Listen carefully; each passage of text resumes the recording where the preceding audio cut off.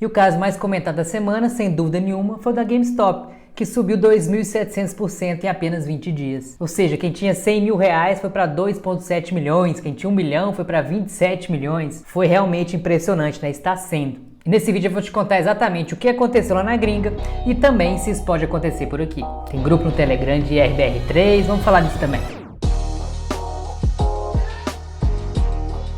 Seja muito bem-vindo, André Araújo aqui. Em primeiro lugar, vamos nivelar todo mundo e explicar os conceitos básicos, para que depois todo mundo consiga entender exatamente o que aconteceu. Quando eu ou você compramos uma ação, nós podemos segurar essa ação por tempo indeterminado, ou seja, ser sócio dessa empresa. Desse modo, você não tem pretensão nenhuma de vender suas ações. Daí, esse tipo de investidor ele pode alugar suas ações e ganhar uma remuneraçãozinha por isso. Agora, esse outro lado da operação, aquele que aluga o papel de você, geralmente ele o faz quando ele acredita que a ação está sobrevalorizada, ou seja, que ela não tem fundamentos para se manter no preço que está e ela vai cair.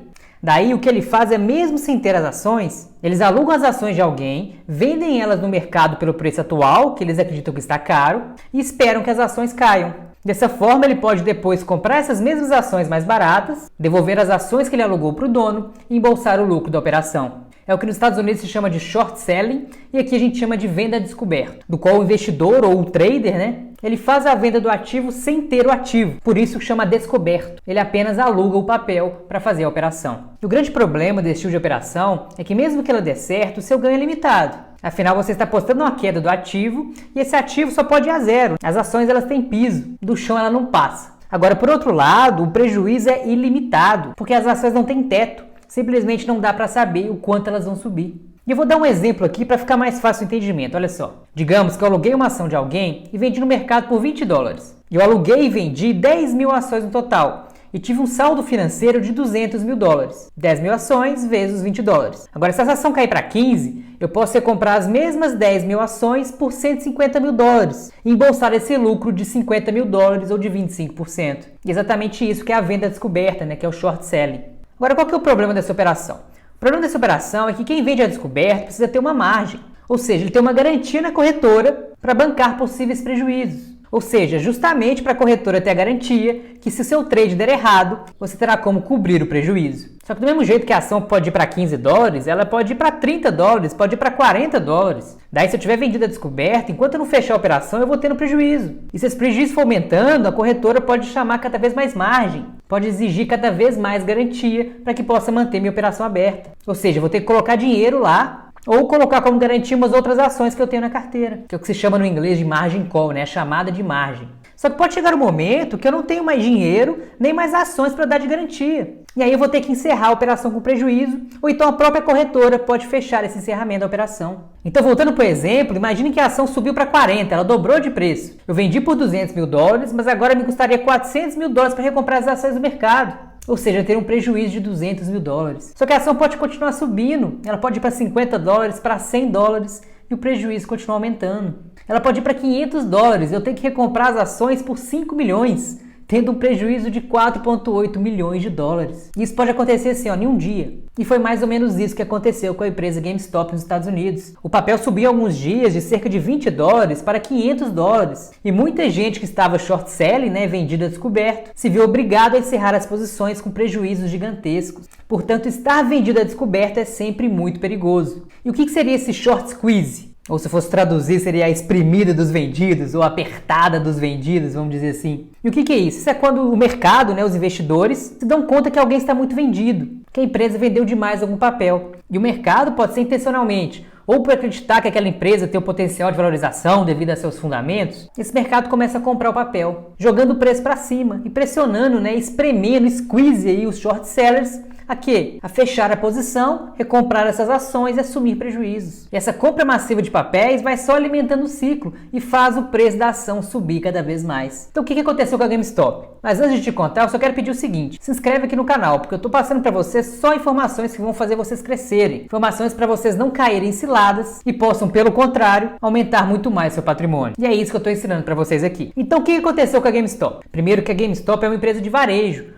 ou seja, uma loja de rua que vende e compra jogos de videogame. Daí o que aconteceu é que no começo de janeiro, as ações da empresa passaram de $20 para $40. E daí muita gente estava apostando contra a empresa, especialmente depois da pandemia, do lockdown, onde os negócios físicos, né, ficaram bastante prejudicados. Sem contar que o próprio negócio da empresa já não era um negócio muito promissor. Afinal, hoje em dia se pode comprar jogos de videogame pela internet, você não precisa de ter a loja física, não precisa nem do CD físico, você baixa o jogo no seu videogame.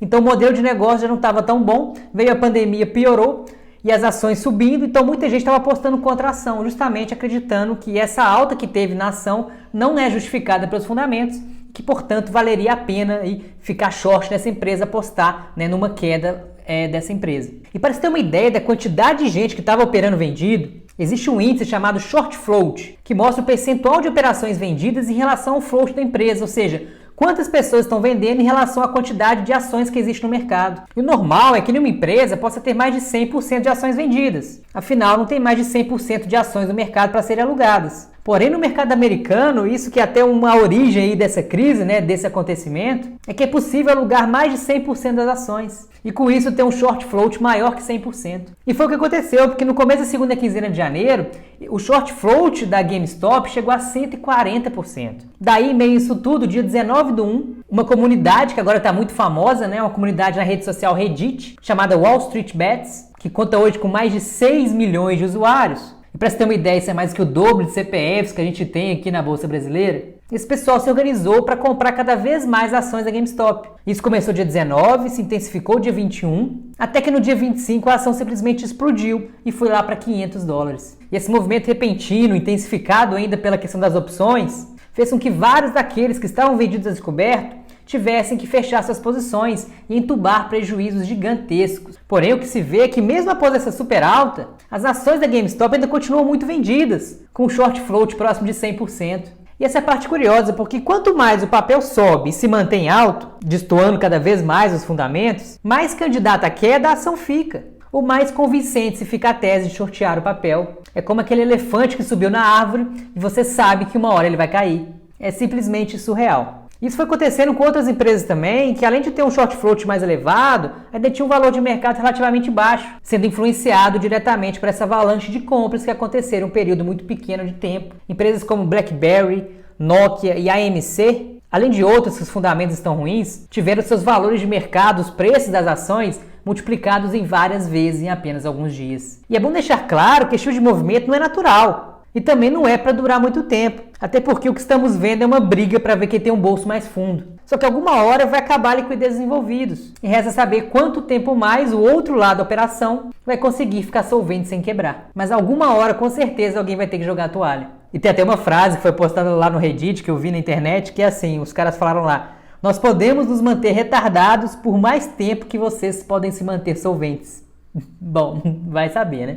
Agora, de todo modo, na minha opinião, isso são sinais importantes de um mercado que não é normal. Os números e os preços dos ativos não correspondem a uma economia que está prosperando, em franca recuperação, com as atividades retomando e com as empresas tendo mais lucro. E é isso que preocupa, né? A gente vê esses movimentos, toda essa euforia em querer ganhar rápido na bolsa. Isso para mim já é um claro sinal de fumaça, um claro sinal de alerta, de um possível fim de ciclo, o que torna o mercado bastante perigoso. E a questão é que alguns investidores brasileiros, vendo toda essa alta estrondosa aí de GME, acharam que seria uma excelente ideia tentar promover algumas ações aqui no Brasil, da mesma maneira que aconteceu lá fora, em especial a IRBR3. No caso brasileiro, a IRBR3, ela teve em 2020, para você ter uma ideia, uma queda de 76,88%.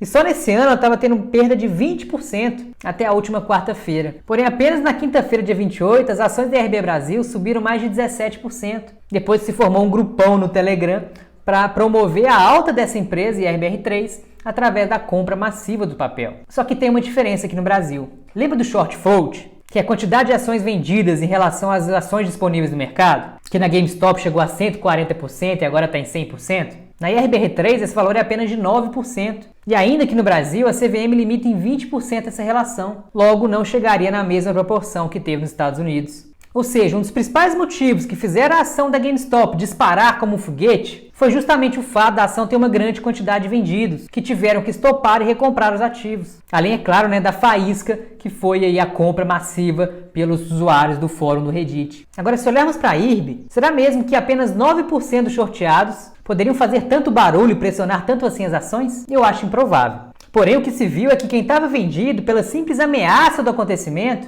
provavelmente já desmontou a operação e recomprou as ações. E até pode ser essa a justificativa desse aumento de 17% no dia 28. E mesmo que os investidores conseguissem inflar o preço do ativo, isso é realmente sustentável ou vai cair igual uma bigorna, igual um piano, igual um elefante que está em cima da árvore?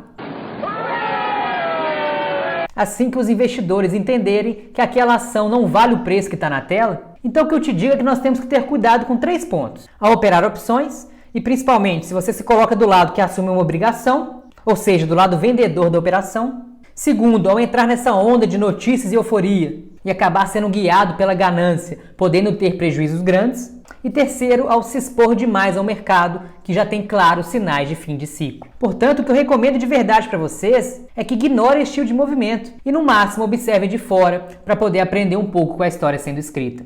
E se for investir em ações, invista para ser sócio, observando os fundamentos das empresas. E sempre mantenha sua carteira blindada, diversificada em diferentes classes de ativos, em diferentes ativos e além de possuir um caixa para oportunidades. Dessa forma, você poderá ficar tranquilo em qualquer situação e poderá ter paz e manter o foco naquilo que realmente dá dinheiro, que é o seu trabalho. E se esse vídeo fez sentido para você de alguma forma, não deixe de se inscrever no canal e ativar o sininho para receber as notificações. E me segue lá no Instagram, @eu.andrearaújo. Lá eu respondo dúvidas, faço lives, mostro a minha rotina de dinheiro investidor e eu tenho certeza que a gente vai se conectar muito mais. @eu.andrearaújo. Grande abraço e até o próximo vídeo.